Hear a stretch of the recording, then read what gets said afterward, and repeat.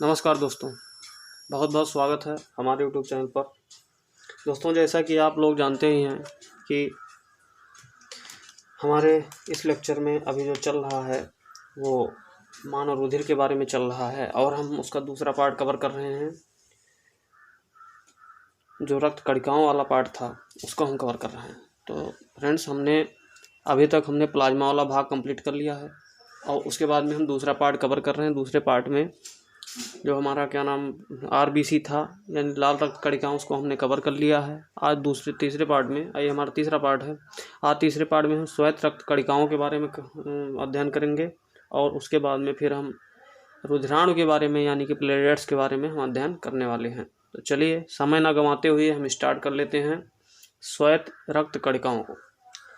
दोस्तों, श्वेत रक्त कणिकाएँ जो होती हैं ये आरबीसी की अपेक्षा आकार में आरबीसी से ये बड़ी होती हैं। इनका आकार आरबीसी से बड़ा होता है। तो फ्रेंड्स, जो आरबीसी का आकार होता है वो छोटा होता है और श्वेत रक्त कणिकाएँ जो डब्ल्यूबीसी होती हैं, वाइट ब्लड कॉर्पस्कल्स, तो उनका जो आकार होता है वो आरबीसी की अपेक्षा बड़ा होता है।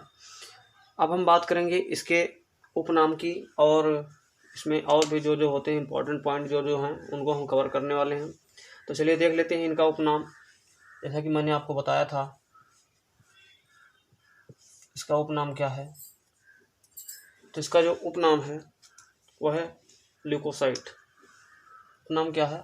ल्यूकोसाइट।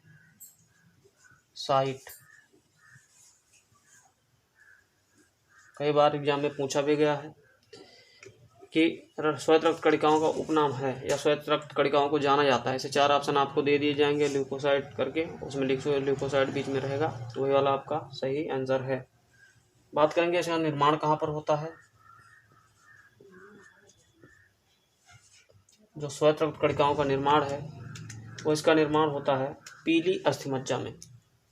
पीली अस्थिमज्जा में।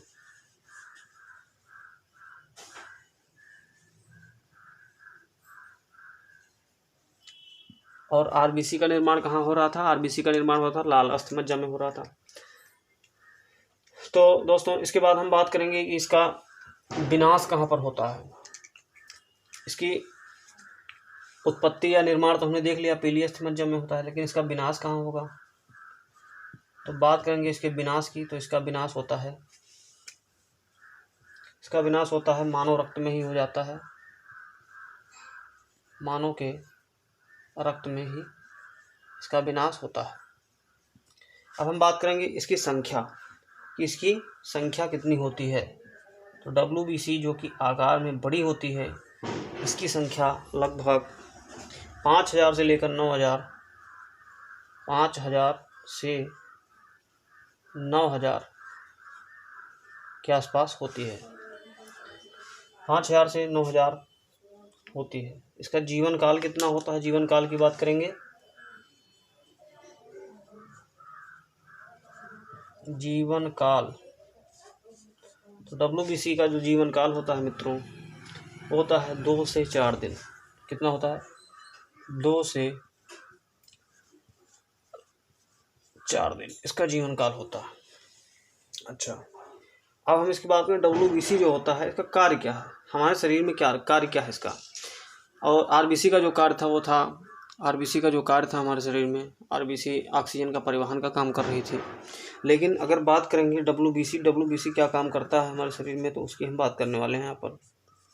तो जो डब्ल्यूबीसी है वो काम करता है, हमारी प्रतिरक्षा प्रणाली को मजबूत करता है। प्रतिरक्षा, इम्यूनो सिस्टम, प्रतिरक्षा प्रणाली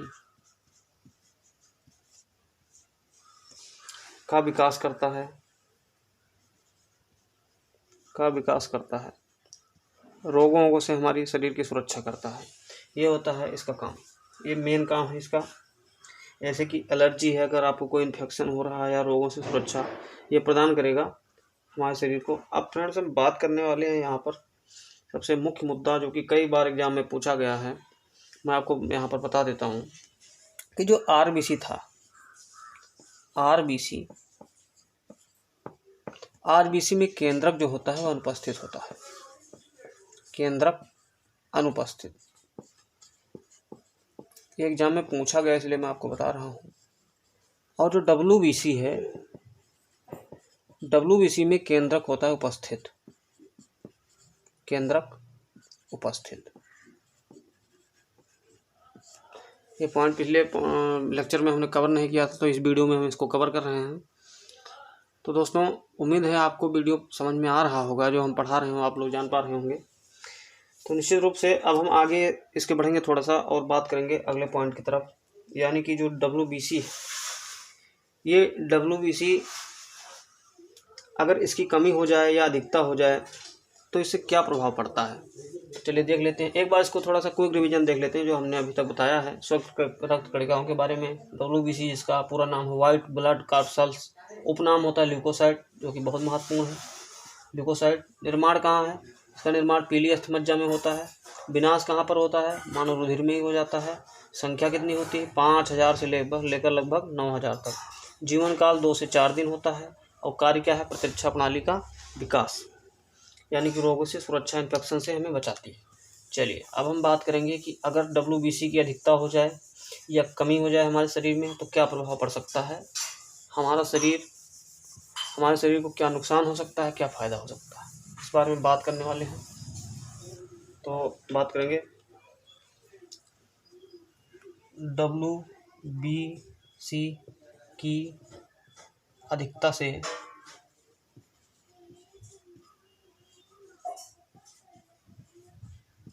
अगर WBC की अधिकता हमारे शरीर में हो गई तो हमें क्या हो जाएगा, हमें ल्यूकेमिया हो जाएगा। क्या हो जाएगा, ल्यूकेमिया।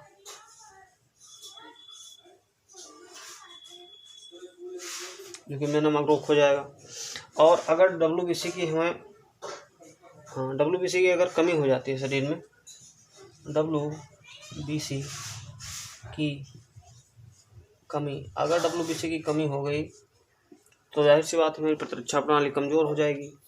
तो जो रोग हो जाएगा उसका नाम है ल्यूकोपीनिया। ल्यूकोपीनिया नामक रोग हो जाता है। WBC की कमी से कौन सा रोग, ल्यूकोपीनिया नामक रोग हो जाता है। और WBC की अधिकता से हमें क्या हो जाएगा, ल्यूकेमिया, जिसे हम ब्लड कैंसर के नाम से भी जानते हैं। ब्लड कैंसर के नाम से जानते हैं। दोस्तों अब यहाँ एक पॉइंट की बात करेंगे कि जो अनुपात होता है RBC और WBC के बीच, जो अनुपात होता है उसकी बात करेंगे। RBC की संख्या और WBC की संख्या के बीच में अनुपात क्या है, ये भी बहुत महत्वपूर्ण है, तो आप लोग जाने रहिए, इसको मैं बता देता हूँ। जो अनुपात होता है वो फ्रेंड्स, अगर 600 RBC होंगी तो उसके अनुपात में हमारा एक ही WBC होता है। ये होता है अनुपात, वेरी इंपॉर्टेंट है।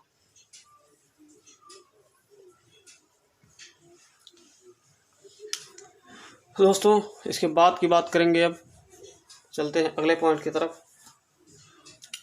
अब हम बात करेंगे WBC की, जो इसके क्या नाम प्रकार हैं, WBC को बांटा गया है ल्यूकोसाइट्स को, हम उसकी बात करेंगे।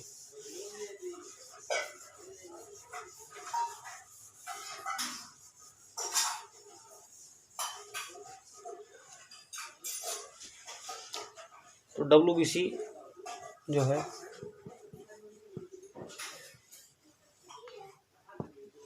WBC को 2 भाग में हम बांट सकते हैं। एक WBC जो होती है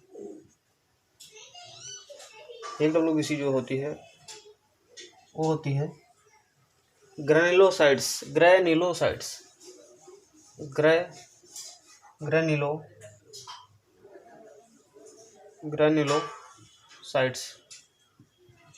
दूसरी जो होती है एग्रेनुलोसाइट्स।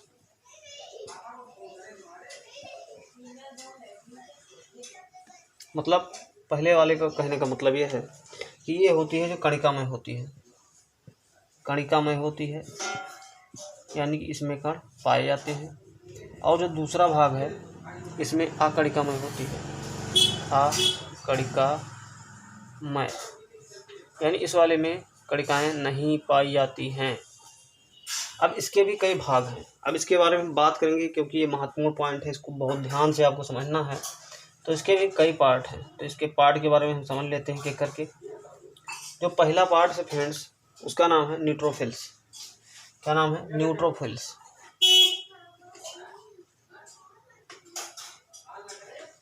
न्यूट्रोफिल्स।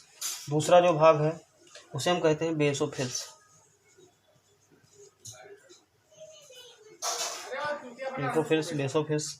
और तीसरा जो भाग है एसिनोफिल्स। एसिनोफिल्स। अच्छा, अब दूसरे वाले की बात करेंगे। जो दूसरा पॉइंट हमारा अकड़िकामय वाला, उसके भी दो पार्ट हैं, पहला पार्ट और दूसरा पार्ट। पहला पार्ट जो है वो है मोनोसाइट, मोनोसाइट्स। और जो दूसरा पार्ट है उसका नाम है लिम्फोसाइट, लिम्फोसाइट्स, लिम्फोसाइट्स। अब दोस्तों बात करेंगे कि सबसे ज़्यादा संख्या किसकी होती है। ये क्वेश्चन एक दो बार पूछा गया है, इसलिए मैं आपको बता देता हूँ, विभिन्न एग्जामों में पूछा गया है। तो यहाँ पर ये पूछा जाता है कि ये बताइए कि जो मतलब WBC है उनमें जो इसके प्रकार हैं, जैसे न्यूट्रोफिल्स हो गया, बेसोफिल्स हो गया, एसिनोफिल्स हो गया, मोनोसाइट्स एंड लिम्फोसाइट्स, तो इसमें सबसे सर्वाधिक मात्रा किसकी होती है, सबसे ज़्यादा संख्या किसकी होती है और सबसे कम संख्या किसकी होती है, उसके बारे में हमें जानना है। तो फ्रेंड्स जो होता है इसमें सबसे सर्वाधिक संख्या जो होती है 60 से 70% संख्या केवल इसी की होती है। 60 से 70% संख्या इसकी होती है न्यूट्रोफिल्स की। दूसरी बात अगर हम करेंगे बेसोफिल्स, तो ये होता है सबसे कम हमारे शरीर में, तो 0.5% केवल होता है, 0.5% इसकी संख्या। एसिनोफिल्स की अगर बात करें तो दोस्तों इसकी जो संख्या है वो 2 से 3% ही हमारे शरीर में पाई जाती है। ओके, अब हम बात करेंगे मोनोसाइट्स। तो मोनोसाइट जो होती है वो उसकी संख्या हमारी होती है 3 से लगभग 3 से 8% के आसपास इसकी संख्या होती है, किसकी, मोनोसाइट्स की। लिम्फोसाइट की अगर बात करें फ्रेंड्स, तो लिम्फोसाइट की संख्या 20 से और 25% के आसपास इसकी संख्या होती है। तो आप लोग इसको नोट कर लिए, बहुत ही इंपॉर्टेंट पॉइंट है, महत्वपूर्ण है सब। तो आप लोग इसको नोट कर लें, फिर हम आगे की तरफ बढ़ेंगे और आगे हम बात करेंगे कि ये जो क्या नाम दिए गए हैं आपके न्यूट्रोफिल्स, बेसोफिल्स, एसिनोफिल्स और मोनोसाइट, लिम्फोसाइट, इनके अलग अलग आकार होते हैं, इनके केंद्रक के आकार होते हैं। तो उनके केंद्रक के आकार के बारे में हम बात करेंगे, किस किस प्रकार के इसके आकार केंद्रक के पाए जाते हैं। वो भी बहुत महत्वपूर्ण पॉइंट है, आप मिस नहीं कर सकते उसको। तो उम्मीद है आप लोगों ने इसको लिख लिया होगा। तो मैं आगे की तरफ बढ़ता हूँ, चलिए मैं इरेज करता हूँ। अगर आप लोग नहीं लिख पाए हैं तो आप वीडियो को पीछे करके दोबारा से लिख सकते हैं। चलिए अब हम बात करने वाले हैं इसके आकार के बारे में। तो इसका आकार है, सभी का आकार, उसके बारे में बात करेंगे। तो पहला जो है न्यूट्रोफिल्स, हमारा पहला जो है न्यूट्रोफिल्स, न्यूट्रोफिल्स। दूसरा जो हमारा है वो है बेसोफिल्स। तीसरा जो हमारा है एसिनोफिल्स।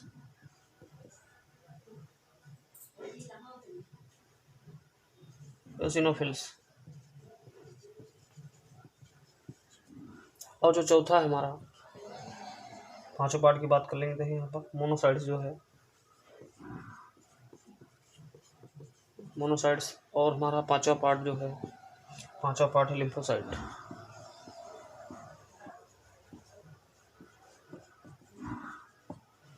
अब हम फ्रेंड्स बात करेंगे इसका आकार कैसा होता है। इसका आकार कई बार एग्जाम में पूछा गया है, इसलिए आपको बताना जरूरी है। और ये भी आप लोग जानते होंगे, इसका जो मात्रा होता है कितना होता है, ये 60 से 70% होता है। मैंने बताया आपको, ये 0.5 होता है।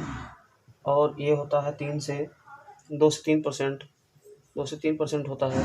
और ये होता है 3 से 8%, मोनोसाइट्स 3 से 8% होता है। और ये होता है 20 से लगभग 25%। ये मैंने आपको अभी बताया, मैं दोबारा बता देता हूँ जिससे आपका रिवीजन हो जाए अच्छे से। चलिए बात करते हैं इसका आकार कैसे होता है। तो फ्रेंड्स जो हमारा क्या नाम न्यूट्रोफिल्स है, न्यूट्रोफिल्स का जो आकार होता है ये होता है पिंडाकार। इसका आकार कैसा होता है, पिंडाकार। लेकिन इसका फिगर थोड़ा सा हम बनाते हैं, पहले ऐसे होते हैं इसका फिगर। और इसमें पिंड पाए जाते हैं, पिंडाकार क्या नाम ये होता है। तो इसमें लगभग 6 से 7 पिंड इस प्रकार से पाए जाते हैं, इस प्रकार के पिंड पाए जाते हैं। तो इसका जो आकार है वो आकार पिंडाकार कहलाता है। कौन सा आकार, पिंडाकार केंद्रक इसमें पाए जाते हैं। तो इसमें अगर न्यूट्रोफिल्स का से पूछा जाता है कि किस प्रकार के केंद्रक पाए जाते हैं, तो न्यूट्रोफिल्स का जो केंद्रक है वो पाया जाता है पिंडाकार। अब हम बात करेंगे बेसोफिल्स। ये बहुत ही महत्वपूर्ण है, इसको आप इग्नोर बिल्कुल भी मत ना करें, बहुत ध्यान से पढ़ें। इसका जो आकार होता है वो लगभग घोड़े का नाल जैसे नहीं होता है, वैसे ही पाया जाता है इसका आकार। तो घोड़े के नाल का आकार कह सकते हैं या हेडफोन के आकार का कह सकते हैं आप। ये बहुत ही महत्वपूर्ण है, बेसोफिल्स वेरी वेरी इंपॉर्टेंट है, इस पर आप स्टार लगा लीजिए, ये बहुत इंपॉर्टेंट है बेसोफिल्स। तो यहाँ पर देखते हैं इसका आकार कैसा पाया जाता है। तो इसका जो आकार है वो है घोड़े के नाल का आकार, घोड़े के नाल का आकार या हेडफोन के आकार, हेडफोन जो होता है उसके आकार का, है ना। ये दोनों बातें आप ध्यान में रखें। अब हम तीसरे की बात करेंगे। तीसरे के जो बात करेंगे उसमें और दो ही इसमें मेन महत्वपूर्ण थे, लेकिन हम तीसरे की बात कर लेते हैं। तीसरा जो एसनोफिल्स हमारा, अब एसनोफिल्स भी इसमें हमारे 3 से 4 पिंड पाए जाते हैं, पिंडाकार ही होते हैं, भी 3 से 4 लगभग पाए जाते हैं। और अगर हम बात करेंगे अपने मोनोसाइट्स और क्या नाम उसकी बात करेंगे, तो ये जो मोनोसाइट्स और ये दोनों होते हैं, ये दोनों गोलाकार पाए जाते हैं, गोलाकार होते हैं। इनका आकार कैसा होता है? गोलाकार, और ये भी गोलाकार होता है। अच्छा, इसमें अगर फिगर बनाना चाहो तो आप गोल गोल ऐसे आप बना सकते हैं डॉट वाइज, क्योंकि इसमें गोलाकार होता है इसका। ठीक है मित्रों, उम्मीद है आपको बेहतर कंटेंट मिल रहा होगा और आप यूट्यूब पे सर्च करके देख सकते हैं। इससे बढ़िया बेहतर कंटेंट आपको कहीं नहीं मिलने वाला है, क्योंकि हर लोग पढ़ाते हैं तो क्या होता है कि आधा मान लिया 70% पढ़ा दिए या 30% को कवर नहीं कर पाते हैं, पूरा 100% कवर नहीं कर पाते हैं, बहुत सारी चीज़ें छूट जाती हैं उनसे। लेकिन हमने कोशिश किया है इस वीडियो के माध्यम से कि आपका कोई भी पॉइंट मिस ना होने पाए, इसलिए मैं आपको पूरा कंटेंट देने की पूरी कोशिश कर रहा हूँ। और फिर भी अगर कोई पॉइंट छूट जाता है तो उसको हम अपने क्वेश्चन के माध्यम से, जब क्वेश्चन पेपर इसके बाद ये मानव रुधिर वाला हमारा जब ख़त्म हो जाएगा टॉपिक, तो उसके बाद हम इस पर क्वेश्चन करवा देंगे, डीपली क्वेश्चन करवाएंगे इस पर, जिससे कि आपका बेहतर रिवीजन हो जाए। और इस जो टॉपिक है ये मानव रुधिर वाला, रुधिर परिसंचरण तंत्र वाला, इससे आपका कोई भी पॉइंट मिस ना होने पाए, क्योंकि बहुत ही महत्वपूर्ण पॉइंट है। तो चलिए फ्रेंड्स, इसको मैं इरेज करता हूँ और आगे की तरफ बढ़ते हैं। अब हम बात करने वाले हैं तीसरे पॉइंट की तरफ, और तीसरा और लास्ट पॉइंट हमारा है इस टॉपिक का, जो है प्लेटलेट्स यानी रुधिराण। तीसरा प्लेटलेट्स, प्लेटलेट्स हिंदी में इसको किस नाम से जानते हैं? रुधिराणु, रुधिराण के नाम से जानते हैं इसको हम मित्रों, प्लेटलेट्स यानी रुधिराण। अच्छा, इसके बारे में बात करेंगे। चलिए, इसका भी नाम है जो, इसका सबसे पहले इम्पोर्टेंट जो है वो देख लेते हैं। पहले इसका उपनाम, उपनाम इसका है, और फिर इसका निर्माण कहाँ होता है। जैसे हमने सभी में अध्ययन किया है उसी प्रकार से हम इसमें भी अध्ययन करने वाले हैं। निर्माण कहाँ होता है और इसका विनाश कहाँ पर होता है, और विनाश के बाद में लगभग इसकी संख्या कितनी होती है, और संख्या के बाद में हम बात करने वाले हैं जीवन काल के बारे में कि भैया कितना जीवित रहती है, जीवन काल, ये है महत्वपूर्ण पॉइंट। और उसके बाद में हम जैसा पहले बात करते थे कार्य, इसका कार्य क्या है, ये है महत्वपूर्ण पॉइंट इसके बारे में। तो फ्रेंड्स, अब हम बात करेंगे उपनाम, जो प्लेटलेट्स का उपनाम है वो है थ्रोम्बोसाइट्स। क्या नाम है? थ्रोम्बोसाइट्स, थ्रोम्बोसाइट्स नाम है। अच्छा, निर्माण कहाँ होता है? तो निर्माण इसका अस्थिमज्जा में ही होता है। इसका भी निर्माण अस्थिमज्जा में, बोन मैरो में होता है, अस्थिमज्जा में होता है। अच्छा, अब हम बात करेंगे कि इसकी संख्या कितनी, नहीं विनाश, विनाश कहाँ पर होता है? तो विनाश इसका रुधिर में हो जाता है, मानव रक्त में ही होता है इसका विनाश, मानव के रक्त में इसका विनाश होता है। और संख्या की अगर बात करें तो इसकी संख्या जो होती है 2 लाख से 3 लाख, लगभग 2 लाख से 3 लाख इसकी संख्या होती है पर mm³ में। जीवन काल की बात करें तो फ्रेंड्स 2 से 12 दिन, लगभग 2 से 12 दिन के आसपास इसका जीवन काल होता है। कोई एग्जैक्ट नहीं होता है, लगभग होता है ये नियर अबाउट में। अब हम उसके बाद में बात करेंगे लगभग, अब उसके बारे में बात करने वाले हैं हम, इसका कार्य क्या है। तो कार्य इसका होता है ब्लड क्लॉटिंग कराना, ब्लड क्लॉटिंग यानी रक्त का थक्का, रक्त का थक्का बनाना या ब्लड क्लॉटिंग।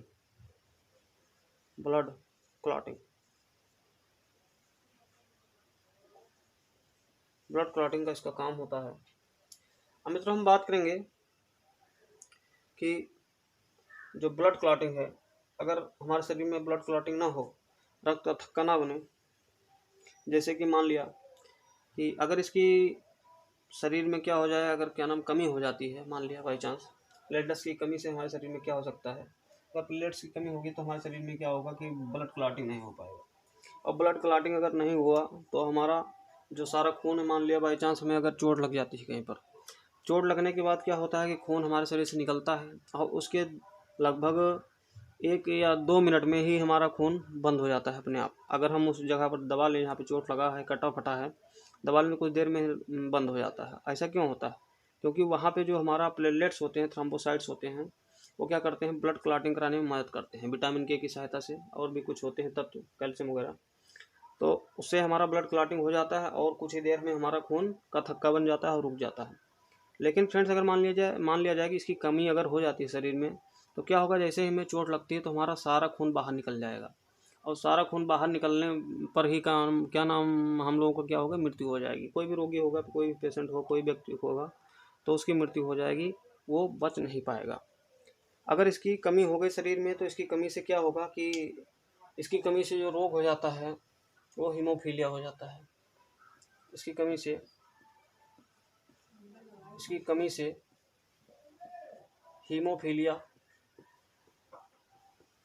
हीमोफीलिया नामक रोग हो जाता है।